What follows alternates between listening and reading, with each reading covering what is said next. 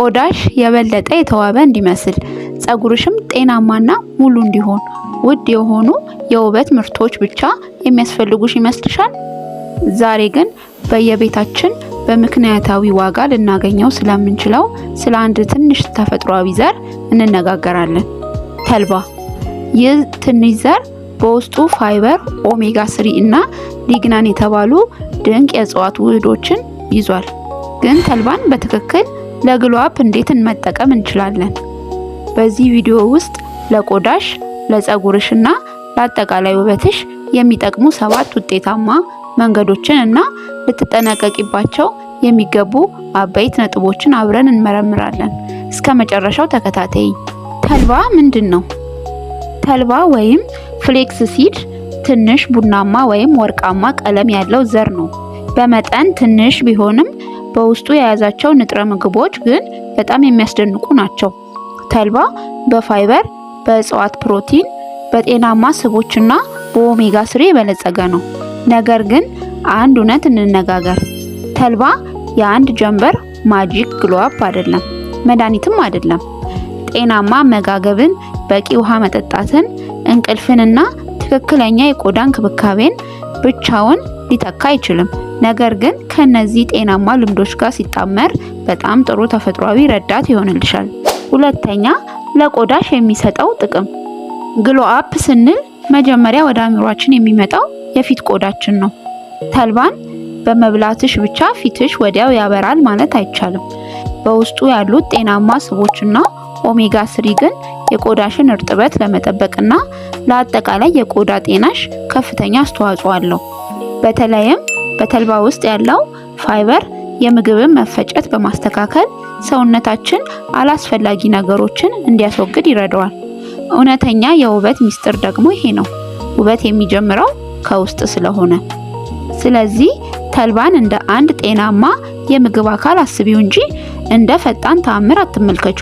ሶስተኛ፣ ተልባና የፀጉር ጤና። አሁን ደግሞ ወደ ፀጉራችን እንሂድ። ፀጉርሽ የሚሰባበር ወይም ደረቅ ከሆነ ተልባ ብቻውን ሙሉ በሙሉ ይፈውሰዋል ማለት አይቻልም። የፀጉር ጤና ከአመጋገብ፣ ከምንጠቀመው የሻምፖ የኮንዲሽነር አይነት፣ ከሙቀት አጠቃቀምና ከጭንቀት ወይም ስትረስ ጋር የተያያዘ ነው። ነገር ግን ተልባ በውስጡ ባሉ ንጥረ ምግቦች አማካኝነት የፀጉር ስር እንዳይዳከም ድጋፍ ይሰጣል። የምትፈልጊው እውነተኛ የፀጉር ግሎ አፕ ከሆነ ተልባን ከመመገብ ጎን ለጎን በቂ ፕሮቲን፣ አትክልት፣ ፍራፍሬና በቂ ውሃ መጠጣትን በፍጹም አትርሺ። አራተኛ፣ ተልባን እንዴት እንመገብ? እሺ፣ ተልባን በየቀኑ በምግባችን ውስጥ እንዴት በቀላሉ ማካተት እንችላለን? የመጀመሪያው የተፈጨ ተልባ። ተልባን ሙሉውን ከመዋጥ ይልቅ ፈጭቶ መጠቀም ሰውነታችን ንጥረ ምግቦቹን በቀላሉ እንዲመጥ ይረዳዋል። ፈጭተሽ በኦትሜል፣ በእርጎ ወይም በምግብሽ ላይ ነስነስ ማድረግ ትችያለሽ። በስሙዚ ወይም በጁስ መልክ ማለት ነው። ሙዝ፣ እርጎ ወይም ወተትና አንድ ማንኪያ የተፈጨ ተልባ በመቀላቀል ጣፋጭና ጤናማ ስሙዚ ማዘጋጀት ትችያለሽ። በቁርስ ሰዓት ጠዋት ከምትመገቢው የትኛውም ቁርስ ጋር በመቀላቀል ቀንሽን በፋይበር የበለጸገ ምግብ መጀመር ትችያለሽ። አምስተኛ፣ ቀላል የተልባ መጠጥ።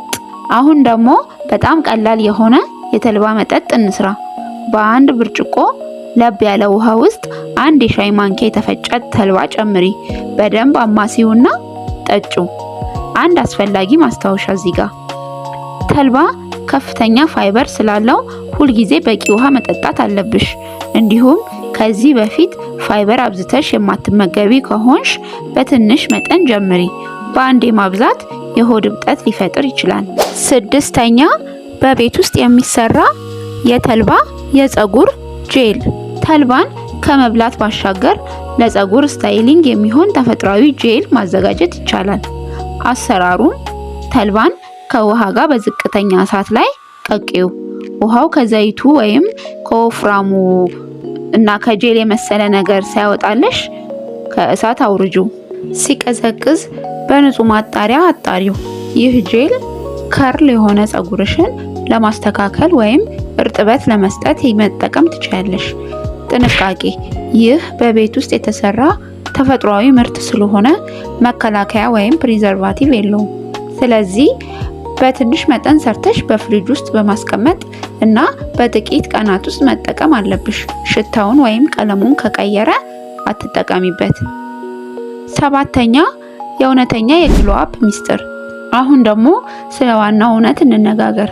ግሎ አፕ በአንድ ምግብ ወይም በውድ ምርት ብቻ አይመጣም። ተልባን ስለበላሽ ብቻ ነገ ጠዋት ቆዳሽ በድንገት እንደ ግላስ አይሆንም። እውነተኛው ግሎ አፕ የሚመጣው ከቀጣይነት ካላቸው ትንንሽ ጤናማ ልምዶች ነው። በቂ ውሃ መጠጣት፣ በቂ እንቅልፍ ማግኘት፣ አትክልትና ፍራፍሬን ማብዛት፣ ለቆዳሽ የሚስማማ ቀላል ስኪንኬር ሩቲን ማድረግ እና በራስ መተማመንን ማሳደግ ነው። ተልባ የዚህ ሁሉ ትልልቅ ጉዞ አንድ ትንሽ ረዳት ክፍል ብቻ ነው። ልታውቂያቸው የሚገቡ ጥንቃቄዎች። እባክሽ ይህንን ክፍል ሳታልፊ በጥንቃቄ ተከታተይኝ። ተልባ ተፈጥሯዊ ቢሆንም ለሁሉም ሰው በተመሳሳይ መጠን አይስማማም። በአንድ ጊዜ አብዝቶ መውሰድ የሆድ እብጠት ወይም የምግብ አለመፈጨትን ሊያመጣ ስለሚችል በትንሽ መጠን ጀምሪ። ሁልጊዜ ከተልባ ጋር በቂ ውሃ ጠጪ።